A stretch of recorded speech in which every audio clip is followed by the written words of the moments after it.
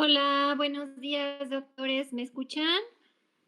Buenos días, doctora. Sí, Perfectísimo. Bueno, hay una disculpa primero por la tardanza, pero por aquí tenía problemas con el iPad, pero ya quedó, ya quedó. Entonces, bueno, el día de hoy vamos a ver la clase de rehabilitación de los trastornos neurológicos. Estoy compartiendo pantalla. ¿Sí la están viendo? sí, doctora. Perfecto. Bueno, em, pues lo que vamos a ver en esta clase, la verdad es que este tema pues está muy general, ¿no? Porque rehabilitación pues es algo muy amplio.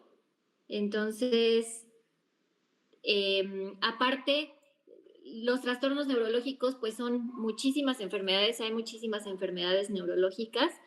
Como tal, lo que vamos a ver en rehabilitación en esta clase es que ustedes aprendan de qué se trata la rehabilitación y una visión general de la rehabilitación de los trastornos neurológicos. Siempre en la rehabilitación lo que hacemos es individualizar o personalizar la terapia de cada paciente.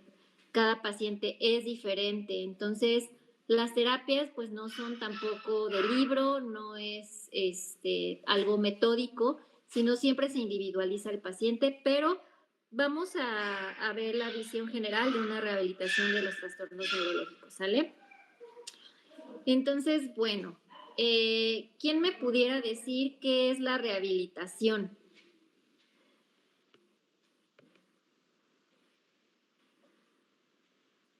¿Qué creen que es, qué significa la palabra rehabilitación?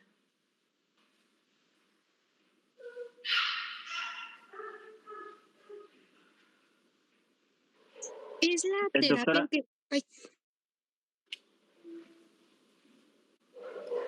¿Sí?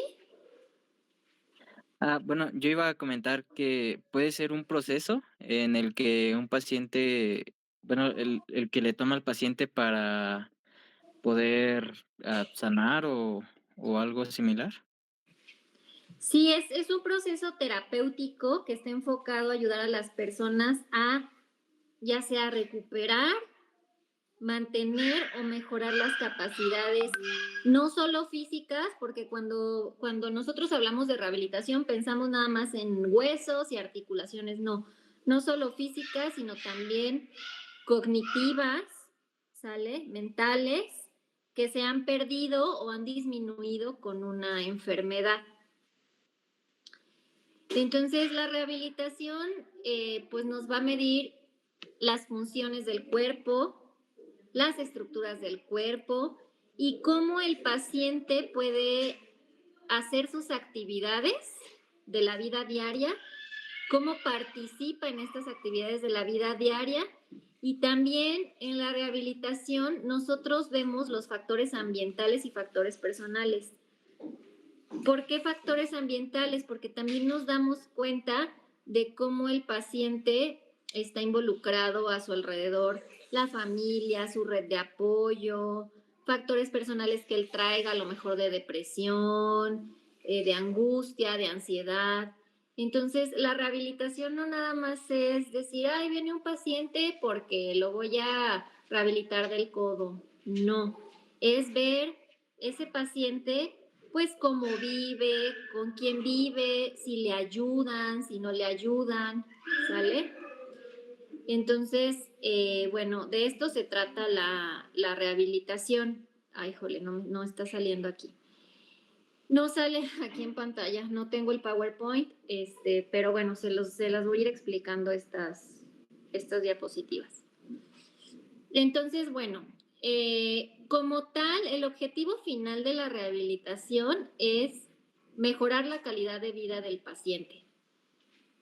¿Y cómo vamos a mejorar la calidad de vida del paciente? Pues no solo ayudándolo a recuperar de su padecimiento, sino ver al paciente de manera integral, ver si necesita algún otro apoyo, por ejemplo, de psicología, ver si el paciente, además de lo que yo lo estoy tratando, va a necesitar algún tipo de otro médico especialista, no sé, el reumatólogo, el neumólogo, un neurólogo. Entonces, el objetivo de la rehabilitación siempre es mejorar la calidad de vida del paciente. Ahora, va a haber dos tipos de pacientes también para rehabilitación.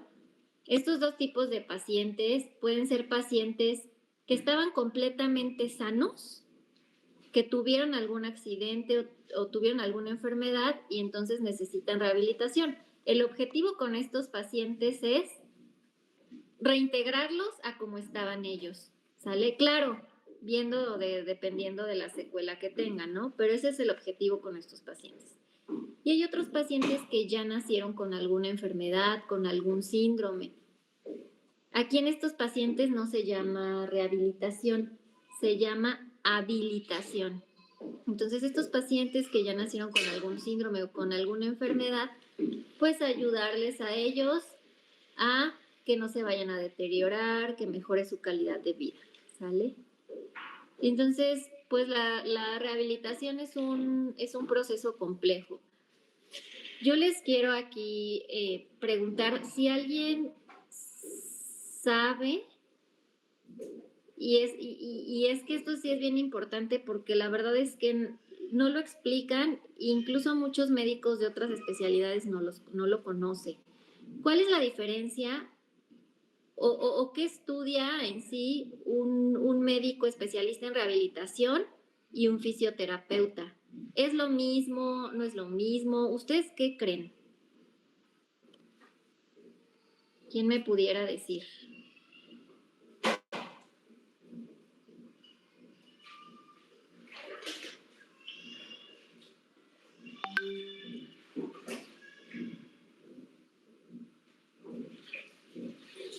¿Nadie?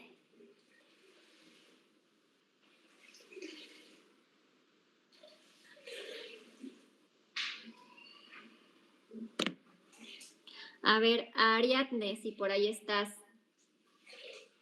¿qué nos pudieras decir? ¿Qué crees que hace un fisioterapeuta y qué hace un médico especialista en rehabilitación? El fisioterapeuta se encarga más, pues, tal cual de la parte física y, pues, un médico de rehabilitación engloba todas las disciplinas, no nada más físicas. Se encarga también de las cognitivas. Ok. Pues no, se supone que los dos nos deberíamos de enfocar en lo mismo. Aquí la diferencia es que, bueno, pues el médico especialista en rehabilitación es el indicado para dar muy preciso lo que se le tiene que hacer al paciente, dar las indicaciones del paciente, porque el médico de rehabilitación en la consulta va a conocer qué tipo de cirugía le hicieron y en base a esto, bueno, es un ejemplo, qué tipo de cirugía le hicieron al paciente y en base a esto, qué tipo de ejercicios son los más recomendables, pero también si el paciente tiene hipertensión o tiene diabetes, qué ejercicios no serían recomendables en la hipertensión, o el paciente tiene alguna otra comorbilidad de, por ejemplo, depresión, entonces ya lo refiere con el psicólogo o con el psiquiatra si es que así lo amerita. Entonces, como tal, el médico especialista en rehabilitación sí trabaja con el fisioterapeuta, pero sí es el indicado para dar un programa completo y bien hecho para cada paciente. El fisioterapeuta, si ustedes se fijan aquí en México, los fisioterapeutas hay en todos lados y están solitos. No es lo adecuado. Lo adecuado es que haya un médico especialista a la cabeza porque entonces así el paciente sale más rápido y pues ahora sí que mejor, ¿sale? Sí hay ciertos padecimientos más sencillos que los puede atender el fisioterapeuta, algún esguince leve, alguna contractura muscular, pero padecimientos, por ejemplo, posquirúrgicos o pacientes de columna o pacientes neurológicos, lo ideal es que primero lo vea el médico de rehabilitación para que dé sus indicaciones y el fisioterapeuta siga las indicaciones del médico. Entonces, bueno, así se trabaja mucho en Estados Unidos y en Canadá, pero pues aquí en México y en otros países no lo hacen. Y es importante que ustedes lo conozcan, porque incluso a mí me ha pasado y me pasa mucho, médicos de otras especialidades envían a sus pacientes con el fisioterapeuta, no conocen cómo es el trabajo del médico de rehabilitación y pues la verdad al final es que pues sí se les pueden llegar a mermar sus cirugías o sus tratamientos cuando el paciente pues no tiene un buen tratamiento, ¿sale? Entonces, como dijimos, se requiere de un equipo multidisciplinario. ¿Rehabilitación qué es? ¿Qué incluye? Todos pensamos pues que incluye nada más la parte ortopédica, ¿no? Pero hay rehabilitación de todo esto que estamos viendo, de amputados, rehabilitación cardíaca, de columna, del deporte. Incluso hay rehabilitación laboral. ¿Qué es la rehabilitación laboral? Enseñarle al paciente por ejemplo, un paciente que perdió su pulgar y que ese paciente se dedicaba, no sé, a hacer tacos o algo con las manos. Es enseñarle al paciente, rehabilitarlo para que, aún con la ausencia de su pulgar, él pueda trabajar de manera correcta. Hay rehabilitación pulmonar, neurológica, pediátrica, geriátrica, ¿sale? Entonces, la rehabilitación uno piensa que nada más se realiza en una clínica de rehabilitación y no. Incluso desde la unidad de cuidados intensivos se puede rehabilitar a un paciente. ¿Cómo? ¿Cómo, doctora? ¿Cómo se va a rehabilitar un paciente si está en cuidados intensivos, si está con sedación? ¿Cómo? Bueno, por ejemplo, movilizando extremidades. ¿Para qué? Para que no se atrofien, para que cuando el paciente ya no esté en cuidados intensivos y esté en piso, por ejemplo, no tenga las articulaciones con atrofia, tenga menos dolor para mover sus articulaciones, o también rehabilitación para evitar úlceras por presión, ¿sale? Entonces, la rehabilitación se hace desde que el paciente está hospitalizado o en hospitalización domiciliaria o incluso en la casa. Por ejemplo, es bien importante cuando un paciente hace rehabilitación que no solamente vaya a hacer rehabilitación, sino que también se le enseñen ejercicios o se le enseñe terapia para que le esté practicando en casa y así los pacientes de verdad que salen mucho mejor y más rápido. ¿Hasta aquí alguna duda con qué es rehabilitación?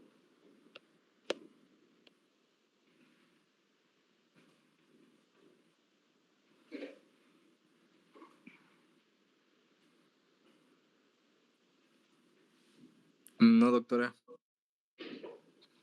Ok, perfecto. Entonces, bueno, vamos a ver algunos trastornos neurológicos. Los vamos a ver de manera amplia y más o menos qué se pudiera hacer en rehabilitación. No, acuérdense, cada terapia es individualizada, pero es vista de una manera global, que es lo que ustedes necesitan saber. Las neuropatías periféricas, pues ya sabemos qué es porque el nervio periférico está afectado, ya sea su mielina o su axón. La clasificación de las neuropatías periféricas puede ser por electrofisiología, por distribución clínica, por curso de la enfermedad, por compromiso funcional selectivo, así como lo vemos aquí en el cuadro, o por etiología, ¿sale? Pero en este caso vamos a ver, de lo más común son neuropatías por atrapamiento. También hay muchas neuropatías por diabetes, ¿sale? Pero ahorita vamos a ver las de atrapamiento. ¿Qué es esto? El mecanismo es que hay una compresión de ese nervio, por alguna angulación, por alguna fractura, por ejemplo, porque haya mucho estiramiento o compromiso vascular. De los atrapamientos más comunes de miembros superiores son del mediano, del cubital y del radial, ¿sale? Y en estos sitios es donde se pueden atrapar los nervios.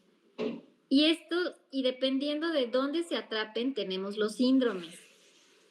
Pero los síndromes más comunes y que vemos muy comúnmente, por ejemplo, en extremidades superiores, en personas que trabajan mucho con sus manos, son túnel del carpo, ¿sale? Túnel cubital también. Y hay un atrapamiento que también es común y que incluso no se diagnostica muchísimo, que es la parálisis del sábado por la noche. ¿Qué es esto? Que la persona se echó sus copas, llegó borracho a su casa, se acostó con el brazo estirado y su cabeza sobre el brazo y al día siguiente no puede levantar, no puede hacer extensión de muñeca, no puede levantar su mano. Entonces, ¿qué es esto? Pues estuvo apretando ese nervio radial y por eso tuvo esa parálisis.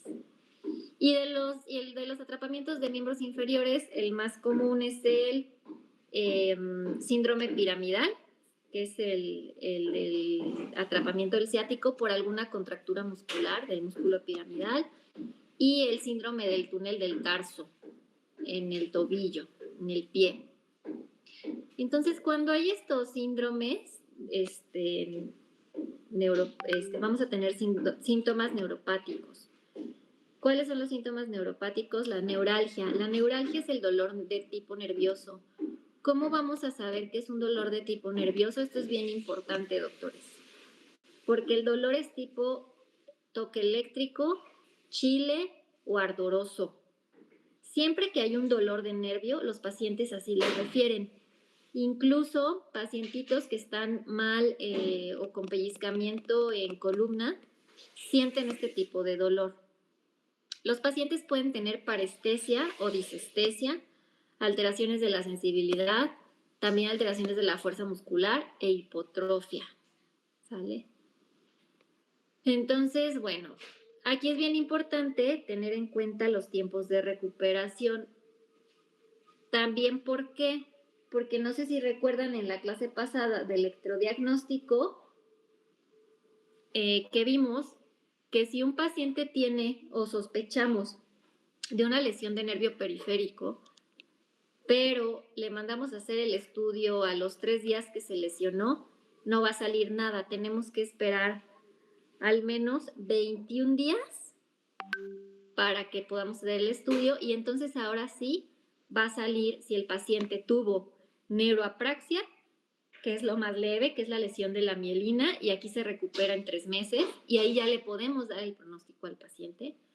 Si el paciente tuvo axonotmesis, que es una lesión parcial del axón, y que se va a recuperar en unos 6 a 12 meses, o si el paciente tuvo completamente lesión del axón y va a tener una neurotmesis, y ya sabemos que le vamos a decir al paciente que ese nervio no se va a recuperar, y probablemente va a requerir alguna cirugía, porque hay cirugías también, doctores, de transposición nerviosa, que si un nervio se lesionó con neurotmesis, que se lesionó completamente el axón, podemos hacer una transposición de otro nervio para recuperar función. Entonces, bueno, aquí tampoco sale, perdone. El tratamiento conservador de estas lesiones neurológicas, que es la terapia física. La terapia física, pues son movilizaciones, estiramiento, fortalecimiento de los músculos, movilizaciones de las articulaciones, pero también en rehabilitación usamos medios físicos que nos pueden ayudar a hacer recuperación más rápida de estos nervios, como por ejemplo el láser, el ultrasonido, las corrientes, la electroterapia que vendría haciendo. También hay hidroterapia. La hidroterapia es muy buena siempre en rehabilitación. Y los objetivos pues son disminuir el dolor, que se mantengan bien las articulaciones de arcos de fuerza, que si el paciente perdió la sensibilidad, ayudarle a recuperar esa sensibilidad con reeducación sensorial. Y obviamente lo que dijimos, ¿no? O sea, que podamos regresar al paciente a su vida diaria, que sea independiente en sus actividades de la vida diaria. Ahora, es importante en cualquier paciente iniciar siempre la rehabilitación de inmediato. ¿Por qué? Y me pasa mucho. Me mandan, por ejemplo, a mí a los pacientes posoperados, no sé, de columna, y los médicos dicen, no, pues que se espere un mes, ¿no? Para hacer su rehabilitación. No, tú a un paciente, aunque no se pueda mover, por ejemplo, y que esté indicado que no tiene que apoyar la extremidad si lo operaron de rodilla o de cadera, tú lo puedes empezar a rehabilitar desde esa fase. Por eso es importante que ustedes conozcan esto. O sea, incluso desde el hospital se puede rehabilitar. Un ejemplo, un paciente que operaron de los meniscos y que no puede apoyar por 3 semanas. Y entonces a mí el ortopedista me lo quiere mandar hasta las 3 semanas. No. Hay ejercicios que él puede hacer que no sean de la rodilla, que son ejercicios, por ejemplo, de cadera, o que son ejercicios que no tiene que mover el músculo necesariamente para fortalecerlo. Y esto le puede ayudar para que cuando ya pueda apoyar, pues más rápido va a salir el paciente que si nos esperamos 3 semanas a que esté apoyando y que empiece como tal la rehabilitación. Entonces, ojo ahí, chavos, porque la verdad es que la rehabilitación es la cereza del pastel y no la toman mucho en cuenta. O sea, es fecha que aquí en México la especialidad de medicina de rehabilitación empezó en 1970 y pues relativamente joven la especialidad, pero es fecha que muchísimos médicos, incluso de ortopedia, no mandan a sus pacientes a rehabilitación. Ojo, también pasa esto porque no confían en los fisioterapeutas. Entonces, por eso está el médico de rehabilitación. ¿Para qué? Para que él pueda guiar a los fisioterapeutas, para que trabajen en equipo y entonces el paciente no tenga ningún problema y salga de la mejor manera. ¿Sale? Entonces, como dijimos, el plan de terapia física es según el paciente lo requiera. Todos los pacientes son diferentes y no es una receta de cocina. La terapia ocupacional es importante, ¿por qué? Porque nos ayuda a mejorar actividades de autocuidado, para actividades de funciones básicas, bañarse, vestirse, comer, etcétera, ¿sale? Y de la terapia ocupacional que ya habíamos mencionado, pues que son técnicas o aditamentos para mejorar las actividades laborales que el paciente tenga que realizar. ¿Hasta aquí vamos bien?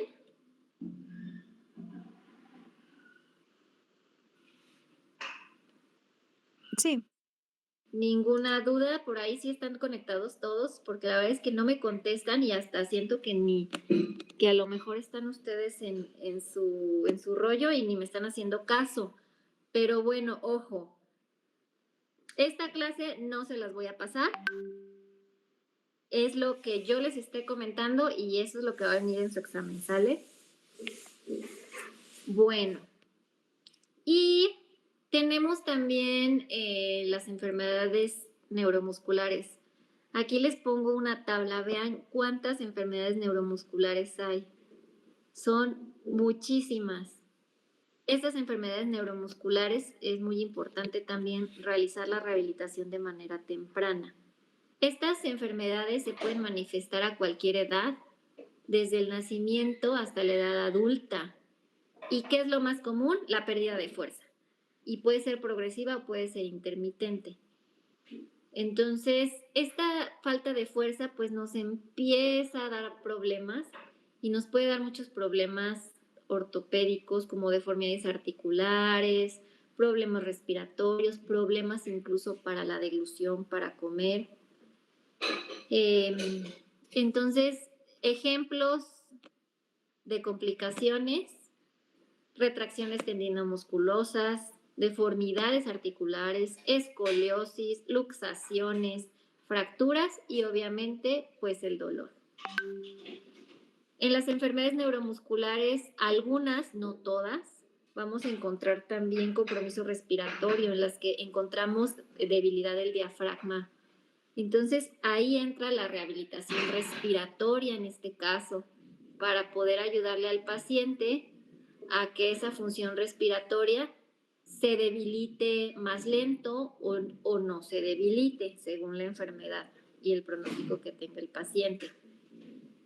Entonces, pues esta rehabilitación respiratoria siempre nos va a ayudar para mejorar el pronóstico, incrementar el bienestar y supervivencia, impactando la calidad de vida.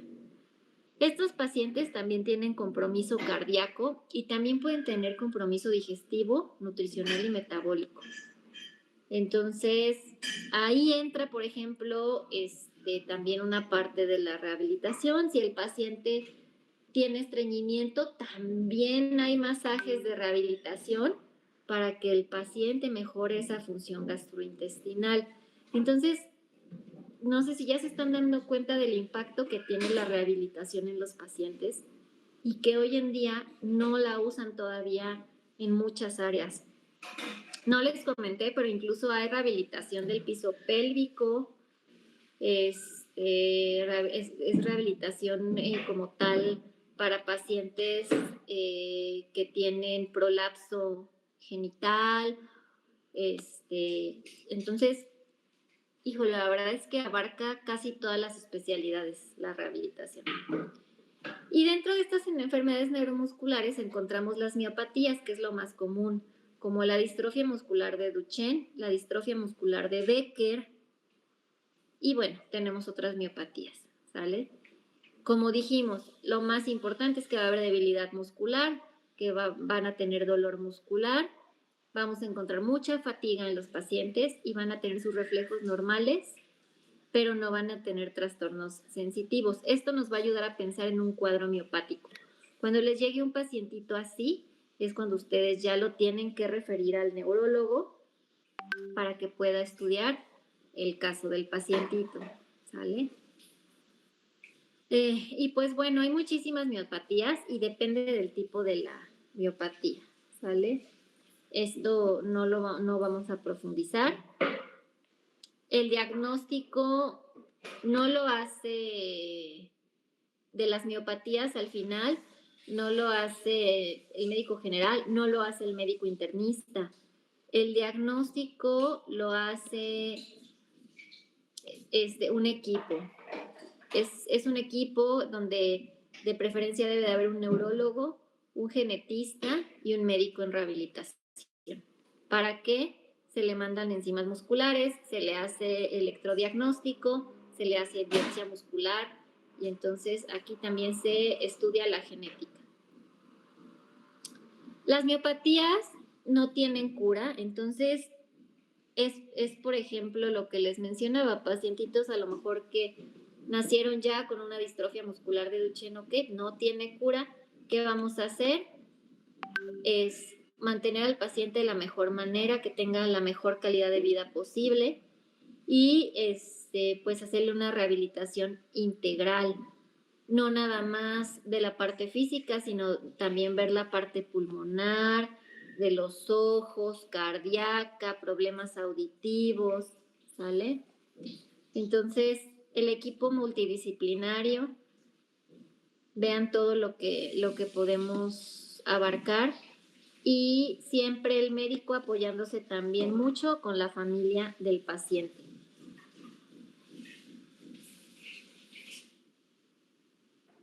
Los objetivos en estos pacientitos: retrasar complicaciones, evitar atrofia por desuso, prevenir contracturas musculares, mantener la fuerza que tengan si es que ya perdieron mucha. Hay muchos pacientitos que pues ya van perdiendo esa marcha, entonces ayudarles a mantener esa marcha lo más que se pueda, el mayor tiempo posible, mantener el mayor tiempo posible la función respiratoria y, como dijimos, al final se trata de la mejor calidad de vida para el paciente y también para los familiares, porque los cuidadores siempre los dejamos a un lado y son pues al final el punto más de apoyo más importante para el paciente. Y bueno, en cuanto al ejercicio físico en estos pacientitos, es beneficioso, pero siempre se tiene que hacer con muchísimo cuidado. Entonces, no se debe de forzar a los músculos del paciente, se tienen que hacer ejercicios que nosotros les llamamos ejercicios submáximos. ¿Por qué? Porque no llevan la máxima fuerza del paciente. Y también ayudarles a que hagan un entrenamiento aeróbico. Estas enfermedades también muchas tienen complicaciones respiratorias, por lo que dijimos, pues el diafragma es un músculo, entonces nosotros utilizamos también muchos otros músculos en tórax para respirar. ¿Qué tenemos que ayudar a hacer? Mantener elasticidad pulmonar y facilitar el clearance con la rehabilitación respiratoria. Y hacer las intervenciones ortopédicas según sea el caso, y el dolor, pues tratarlo con las terapias también. Terapia física, ejercicio y algunos medicamentos. Nunca debemos de olvidar, como les comenté, el abordaje psicosocial. Y bueno, pues como conclusiones de las enfermedades neuromusculares, en su mayoría son graves, son progresivas, generan discapacidad muy importante, que tienen un impacto no nada más en el paciente, sino en su familia. Y pues sí, en los últimos años se ha mejorado esta expectativa de vida en estas personas, pero siempre es importante realizarlo con el manejo multidisciplinario y el programa de rehabilitación. ¿Sale? Entonces, pues como les comentaba, la rehabilitación de los trastornos neurológicos no nada más es de estas enfermedades que vimos. ¿Qué otros trastornos neurológicos hay para rehabilitación? Tenemos pacientes que tuvieron un traumatismo cráneoencefálico y que perdieron funciones motoras, funciones cognitivas del habla, sensitivas. Tenemos pacientes con lesiones medulares que a lo mejor quedaron parapléjicos, también la rehabilitación nos va a ayudar. Tenemos pacientes con parálisis facial, por ejemplo, la rehabilitación es importantísima también en estos pacientes. Pacientes pues con síndromes de, por ejemplo, parálisis cerebral o síndrome, ¿qué otro síndrome? Pues ahorita se me viene a la cabeza, mielomeningoceles en niños, autismo, trastornos del espectro autista, todo lo neurológico se rehabilita. Ahorita les puse estas enfermedades como para dar unos ejemplos, pero todo lo neurológico se rehabilita y entre más temprano se haga la rehabilitación, pues vamos a mantener al paciente y vamos a mejorar al paciente mejor y más rápido. Entonces, bueno, esto es como lo último.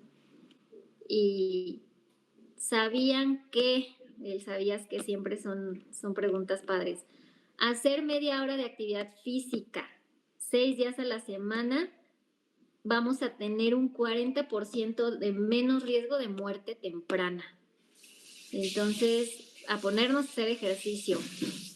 Que reír es un ejercicio porque reír 100 veces es equivalente a 15 minutos de hacer bicicleta estática. Estar sentado durante más de 3 horas al día nos va a quitar 2 años de esperanza de vida.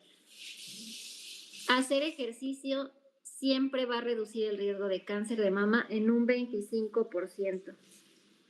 Entonces, al final les pongo esto porque pues la rehabilitación tiene que ver con el ejercicio. El ejercicio es bien importante que se pueda prescribir, que lo prescriba alguien que sepa.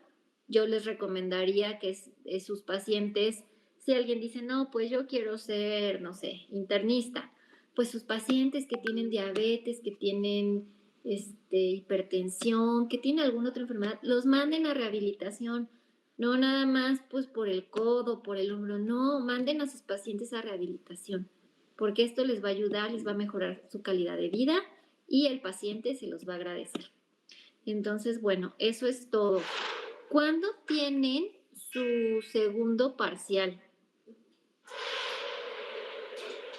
El final lo tenemos el 9 de julio. Al final, el 9 de julio, o sea, ya casi. Ok, perfecto.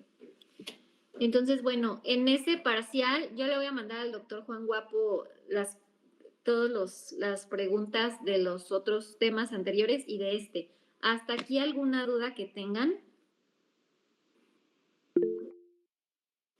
No, doctora. No, doctora. Sale. Doctora, una pregunta. ¿Pusieron un mensaje?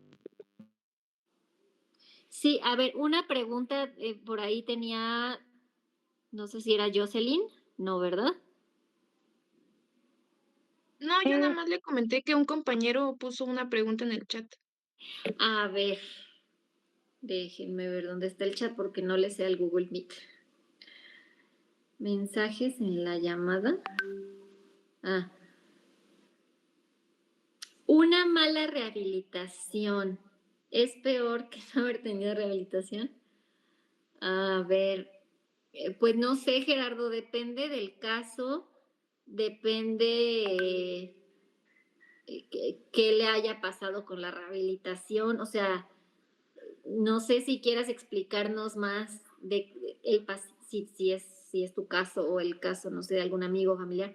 Si nos quieres platicar el caso, de qué se trata y lo compartimos, porque es una pregunta demasiado genérica, porque va a depender, pues, qué enfermedad tiene el paciente o qué secuela o qué patología, qué le hicieron en rehabilitación y ya dependiendo de eso te pudiera contestar.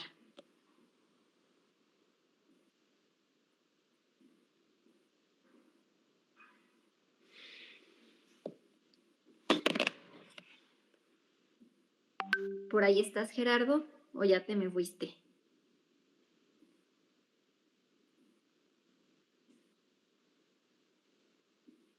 Ah, ok. Que como comenté que muchos no tienen confianza en la rehabilitación. No, pues, o sea, aquí el tema, Gerardo, es que tú mandes a tus pacientes con el médico de rehabilitación para que le pueda hacer la evaluación completa, que él indique lo que se le tiene que hacer y entonces ahora sí el fisioterapeuta siga estas indicaciones. Yo te recomendaría que mandes a tus pacientes a una clínica donde esté el médico y también ya estén los terapeutas trabajando con él para que entonces ahí está el equipo completo y ya no hay pierde. ¿Sale? ¿Alguna otra duda que tengan? Doctora, yo tengo 2 preguntas. Sí.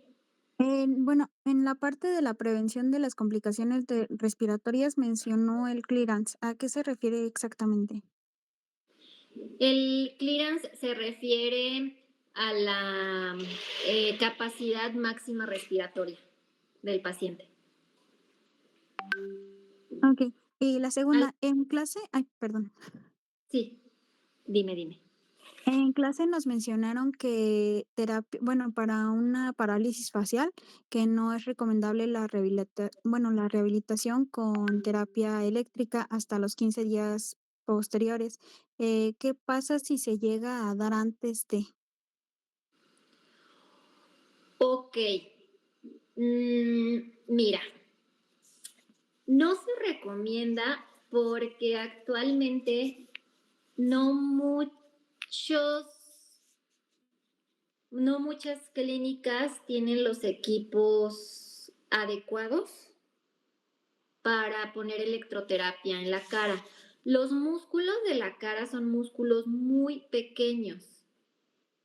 Entonces, como son músculos muy pequeños, un equipo de electroterapia convencional es muy grande para dar electricidad, mandar electricidad a esos músculos. Y la verdad es lo que generalmente pues se aplican en muchas clínicas. Entonces, si tú no tienes el equipo adecuado, pues no va a ser conveniente. Por eso se menciona que hasta los 15 días. Ahora, actualmente, pues ya se ha visto que lo que tú tienes que hacer en rehabilitación es, cuando el paciente inicia con la parálisis facial, es iniciar la rehabilitación 6 días posterior a que inicia con la parálisis para que se establezca bien la parálisis facial, ver en qué grado exactamente quedó el paciente de parálisis y entonces a partir de ahí iniciar la rehabilitación.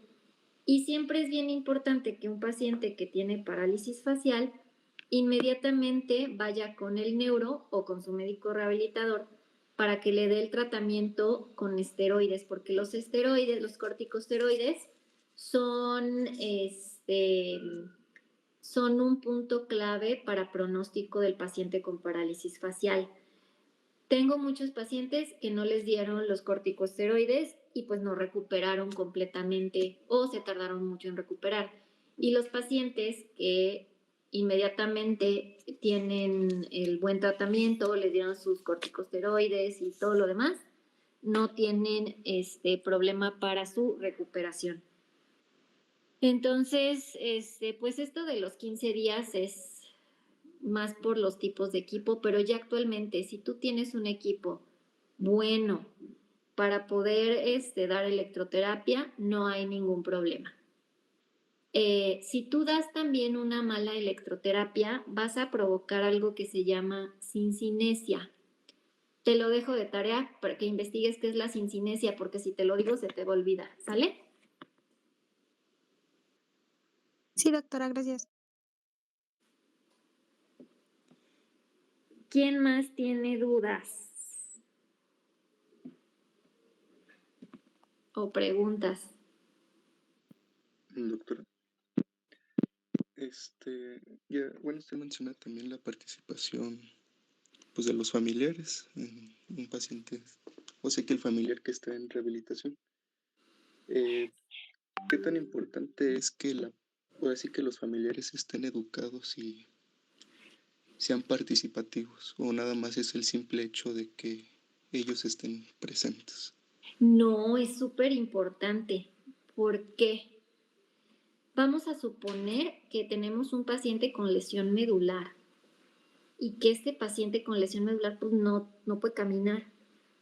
Entonces, el familiar, ¿cómo debe de estar educado? Debe de estar educado en higiene de columna para que el familiar no se lastime la columna. Debe de estar educado, que esto lo hacemos también en rehabilitación, para enseñarle al familiar cómo debe de levantar al paciente, cómo debe de mover al paciente, cuáles son las posturas, por ejemplo, para cambiarle el pañal al paciente y que el paciente no se lastime y que tampoco se lastime el familiar. Cómo debe de hacerle sus ejercicios en casa para que el paciente no vaya a tener espasticidad y luego sea difícil ponerle la ropa porque tiene todas las articulaciones rígidas. Entonces, en estos casos más graves, pues es bien importante la participación del familiar. Ya si es un paciente que solamente que es joven, tiene 18 años y solamente tuvo una cirugía de rodilla, bueno, pues sí es importante pues por ahí que le eche la mano un poquito los primeros días a sus papás o sus hermanos, pero ya después él se va a valer por sí mismo. Entonces, dependiendo del paciente, lo tenemos que evaluar, pero siempre la red de apoyo es bien importante. Gracias, doctora. Y otra cosa, no sé si mencionó o se me olvidó, de si hay alguna escala para evaluar el progreso funcional durante la rehabilitación neurológica. Ok. Híjole, si hay escalas y estas escalas también varían dependiendo de la enfermedad del paciente. Por ejemplo, en los pacientes medulares hay una escala que se llama ASIA. Búscala en internet. Y en esta escala ASIA, tú puedes medir la fuerza del paciente de algunos músculos, la sensibilidad del paciente por dermatomas. Y entonces tú vas a ir haciendo esta escala semana con semana y vas viendo si va teniendo progresión. Y entonces en esta escala te va diciendo, la lesión del paciente fue, por ejemplo, me salió, porque hay diferentes tipos de lesión medular, la completa y la incompleta, pero dentro de la incompleta hay varias. Entonces, ya el paciente ya pasó de C a D o así, ¿sí me explico? Y hay escalas de valoración, por ejemplo, de fuerza, que es la escala de Daniels para medir la fuerza de los pacientes, los músculos. Y entonces tú ahí te vas dando cuenta si va mejorando. También hay una escala que es la escala de Ashworth. Es ASHWORTH, que nos da la espasticidad del paciente, si ya mejoró su espasticidad. O sea, hay muchísimas escalas dependiendo del padecimiento del paciente, pero sí las hay. Gracias, doctora. Sí, de nada.